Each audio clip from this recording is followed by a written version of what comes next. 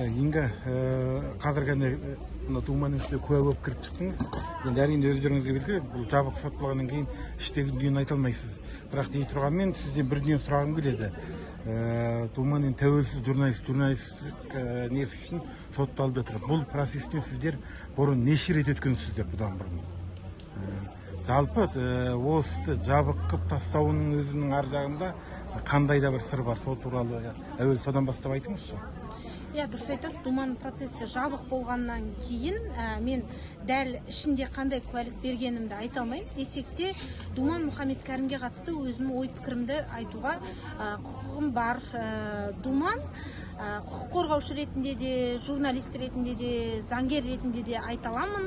Ол саяси тұтқын, пікір тұтқыны, ар тұтқыны. Оны тек қана біздер емес, Қазақстанның ішіндегі құқық қорғаушылар, оны халықаралық деңгейде мойындаған.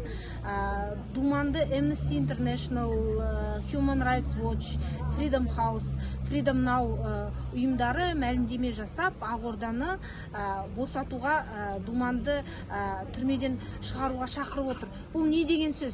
Яғни тек қана біздер емес, халықаралық деңгейде Думанның ар тұтқын екенін, пікір тұтқын екенін, тек қана өзінің саяси ұстанымы үшін қазір түрмеде отырғанын мойындап отыр деген сөз. Ал соттың жабық өтуі ол барып тұрған заңсыздық. Мен оған қатысты пікірімді еш қысылмастан айта аламын. Себебі Қазақстанның заңы бойынша белгілі бір тәртіп бар.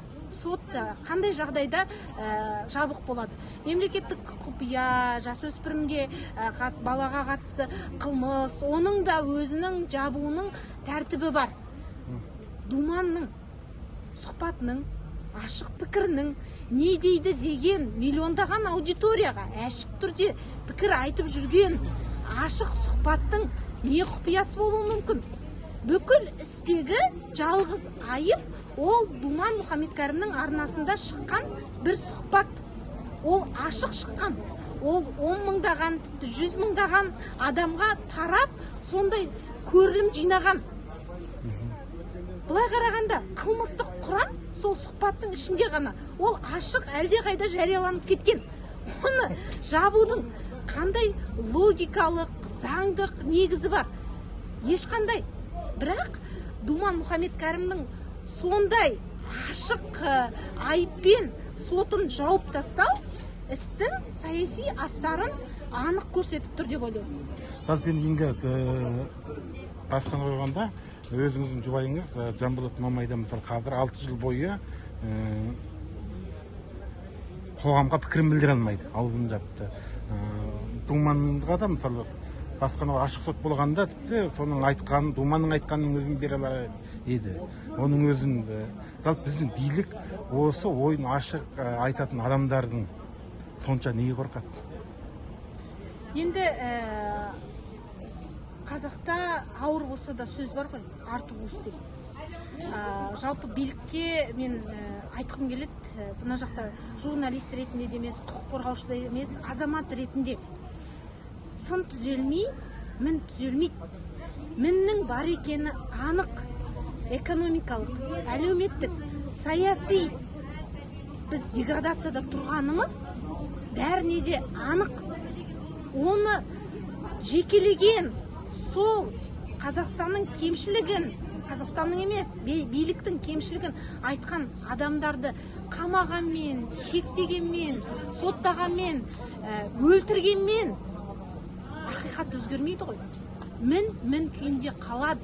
Ал мін тұрған жерде ол мінді көріп, шұқып, сын айтатын адам табылады. Мүмкін Думанды қамайтын шығар, немесе соған ұмтылыс жасап жатыр ғой. Жанболатты шектеп тастаған шығар, сөйлетпейін деп. Басқаларын бұған дейін өлтіріп тастаған шығар. Тіпті кеше Айдостың өзіне қастандық жасалды, иә? Бірақ ондаған, жүздеген, мыңдаған Жанболат да, Думан да, Айдос та қазақтың ішінен табылады. Себебі бұл мемлекет қазақтың мемлекеті. Қазақ өзінің мемлекетінің өркендегенін қалайды, дамығанын қалайды. Мен білетін Жанболат, мен білетін Думан, мен білетін Айдос Қазақстанды өркениетті, дамыған, демократиялы мемлекет ретінде көргісі келді. Ол үшеуі ғана емес қой. Бүкіл қазақ солай көргісі келеді. Бұларды шектегенмен, соттағанмен, өлтіргенмен бүкіл қазаққа ондай істей алмайды ғой. Сын табылады. Сондықтан мінді түзеу керек. Сол бағытта жұмыс істеу керек. Жақсы, рахмет.